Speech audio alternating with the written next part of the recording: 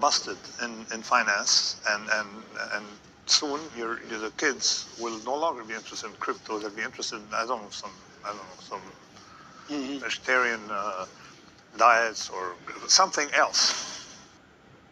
One future opportunity that several Bloomberg Invest speakers have agreed on is that women's sports has room to grow, and there's plenty of reason to believe that it will. I think women's sports overall, huge momentum. We're going to get a huge lift off the Women's World Cup soccer this year. We're going to get a huge lift off the Olympics next year.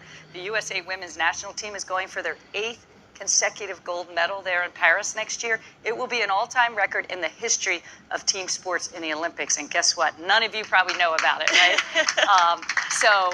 Yeah, we have to market around this. We have to capitalize on it. But I think there's never been a better time to invest in this growth story. We are a sports media and entertainment property that is growing.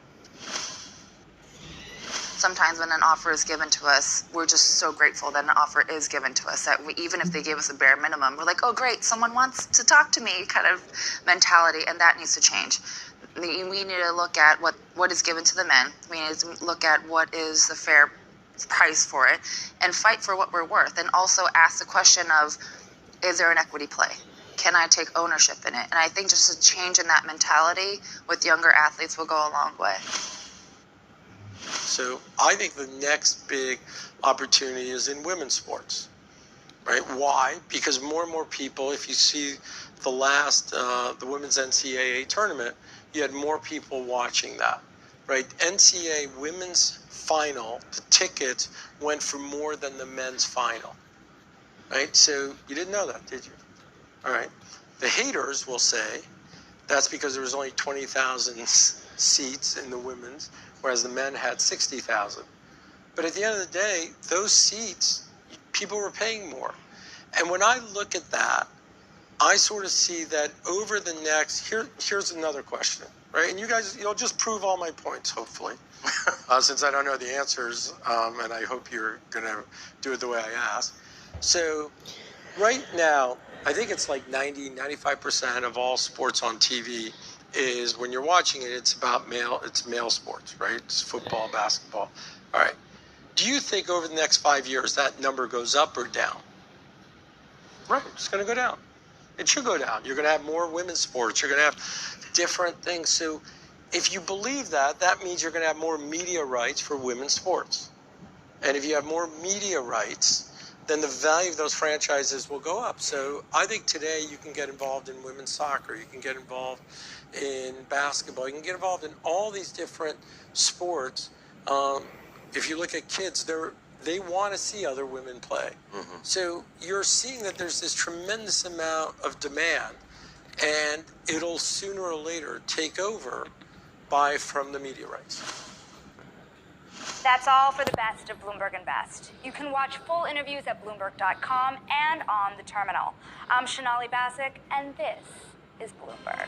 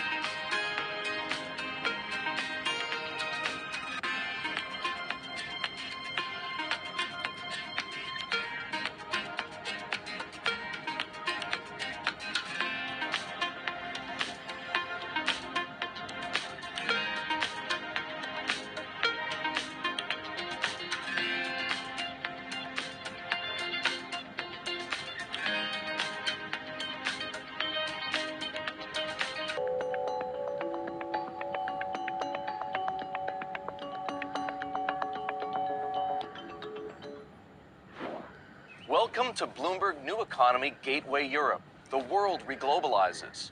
I'm Eric Schatzker. Over the next half hour, I'll share with you highlights from the inaugural Bloomberg New Economy Gateway Europe, which we held just outside Dublin, Ireland.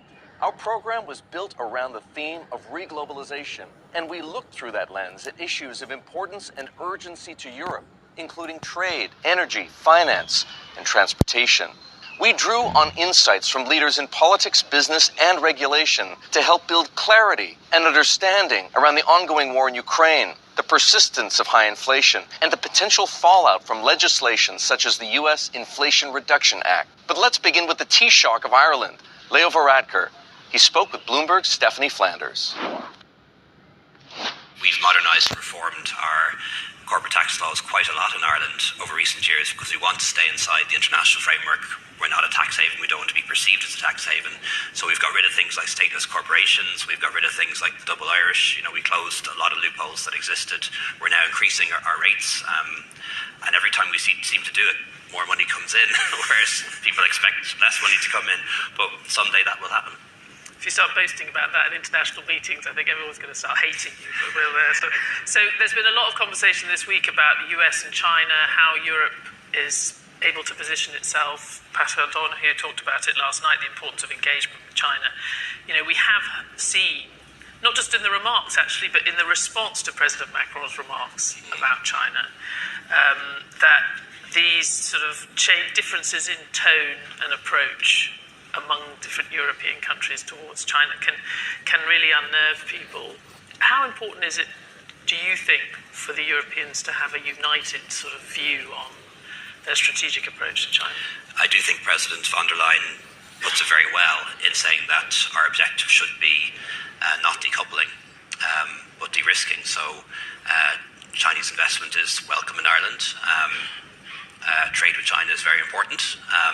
We don't want to enter into any sort of political conflict with China. They're a competitor. They're also a partner.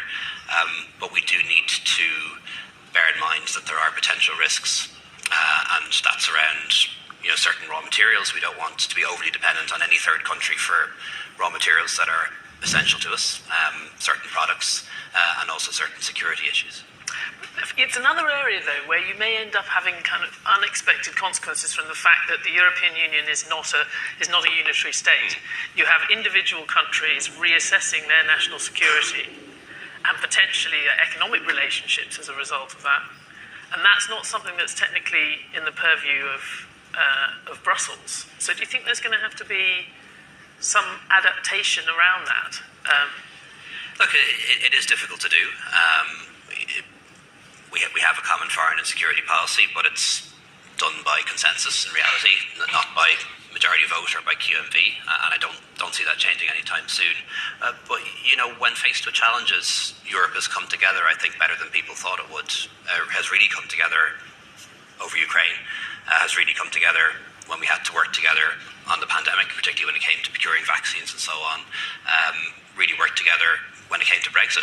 People were surprised at the level of solidarity among 27 member states. So I think we can do the same on China. Actually, Europe is much more unified, and it's also becoming a security bloc, which I think is very interesting. And so from my perspective, I am very optimistic about the future for Europe. And it will, financial services is changing, business dynamics are changing, but there are opportunities around every corner. The European Union has stuck together, is stuck together on Brexit, to the benefit of Ireland in particular, is stuck together on the pandemic. And it also has stuck together on Ukraine. If you look at the progressive rounds of sanctions, if you look at the fact that some important kind of crossing points have been forwarded. For example, the EU is now agreeing to supply weaponry and ammunition to Ukraine, as something would been unthinkable a few years ago. So I think the challenge for the European Commission is more effective regulation. Refocus your efforts, and the Commission needs to refocus its efforts on improving the single market and making Europe, the lives of its citizenry in Europe better. And that's ultimately the way to prevent